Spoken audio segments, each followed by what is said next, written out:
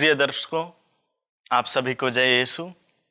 Dominican संचार माध्यम द्वारा संचालित जीवन संदेश के इस भाग में आपका स्वागत है।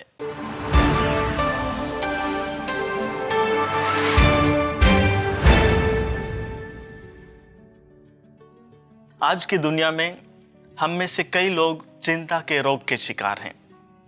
हम परेशानी और व्याकुलता में जीवन जीते हैं।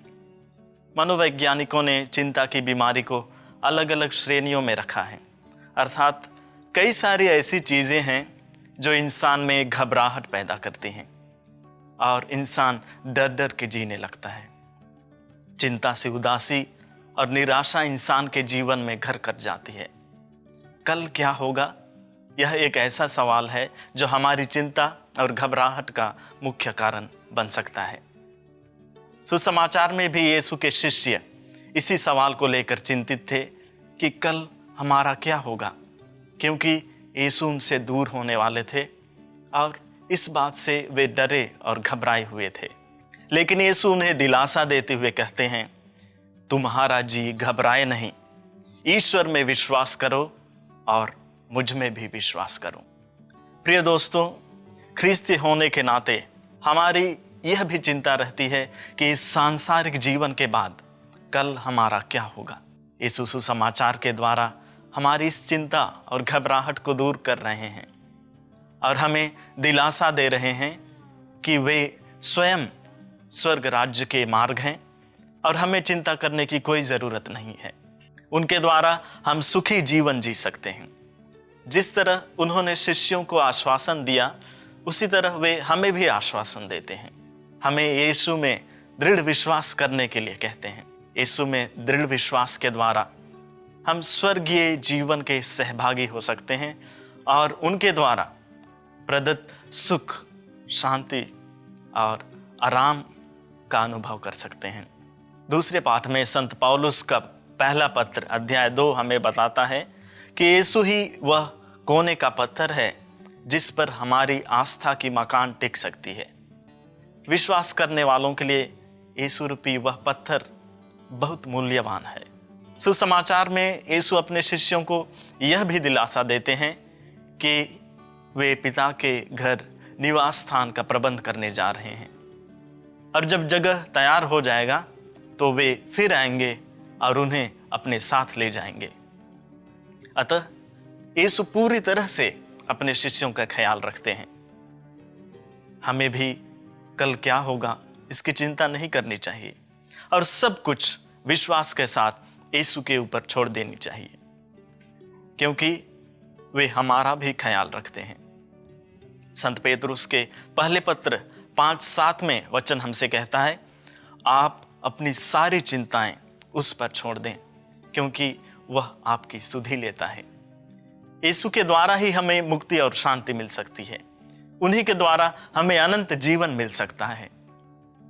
स्वयं प्रभु आश्वासन भी दे रहे हैं, मार्ग, सत्य और जीवन मैं हूं। यीशु वह मार्ग है जो हमें सुख और शांति दे सकता है। अर्थात अगर हम यीशु के बताए मार्ग पर चलते हैं तो हम सुखमय जीवन जिएंगे। यीशु वह सत्य है जो हमेशा से विद्यमान था। उन्हीं के द्वारा सब कुछ की सृष्टि हुई है। सब कुछ, चाहे वह स्वर्ग में हो या पृथ्वी पर, चाहे दृश्य हो या अदृश्य, और स्वर्गदूतों की श्रेणियां भी, सब कुछ उनके लिए सृष्ट किया गया है। वह समस्त सृष्टि के पहले से विद्यमान है और समस्त सृष्टि उनमें टिकी हुई है। कलोसियों के नाम संत पौलुस का पत्र 1 पद संख्याएं 16 और 17 कहते हैं, यीशु ही जीवन है। जैसे कि यूहन्ना का सुसमाचार 5:26 कहता है, जिस तरह पिता स्वयं जीवन का स्रोत है, उसी तरह उसने पुत्र को भी जीवन का स्रोत बना दिया है। यूहन्ना 10:10 में यीशु भी कहते हैं, मैं इसलिए आया हूं कि वे जीवन प्राप्त करें, बल्कि परिपूर्ण जीवन प्राप्त करें। इसलिए अगर हम यीशु में विश्वास करते हैं तो हमें किसी बात की चिंता नहीं, हमें डर और घबराहट में जीवन जीने की जरूरत नहीं है। कल क्या होगा यह सवाल हमें नहीं सता सकती। वैसे भी चिंता करने से हमें कोई फायदा भी नहीं है। प्रभु हमें कहते भी हैं मत्ती 6:27 में, चिंता करने से तुम में से कौन अपनी आयु घड़ी भर भी बढ़ा सकता है। इसलिए वे आगे कहते भी हैं, कल की चिंता मत करो। तो आइए हम कल क्या होगा इसकी चिंता ना करें, बल्कि यीशु में विश्वास करते हुए आज ही उनकी शांति और मुक्ति का अनुभव करें। यीशु द्वारा प्रदत्त स्वर्गीय आनंद का अनुभव अपने ही जीवन में, दैनिक जीवन में करें। अगर हम यीशु का मार्ग अपनाते हैं तो पृथ्वी पर ही स्वर्ग का सुकून पा सकते हैं। इस बात को हम हमेशा याद रखें कि यीशु ही हमें ये सब दे सकता है, क्योंकि उसी के नाम में अनंत जीवन और हमारी मुक्ति निहित है। प्रेरित चरित्र 4:12 में वचन हमसे कहता है, किसी दूसरे व्यक्ति के द्वारा मुक्ति नहीं मिल सकती, क्योंकि समस्त संसार में ईसा नाम के सिवा मनुष्यों को कोई दूसरा नाम नहीं दिया गया है जिसके द्वारा हमें मुक्ति मिल सकती है।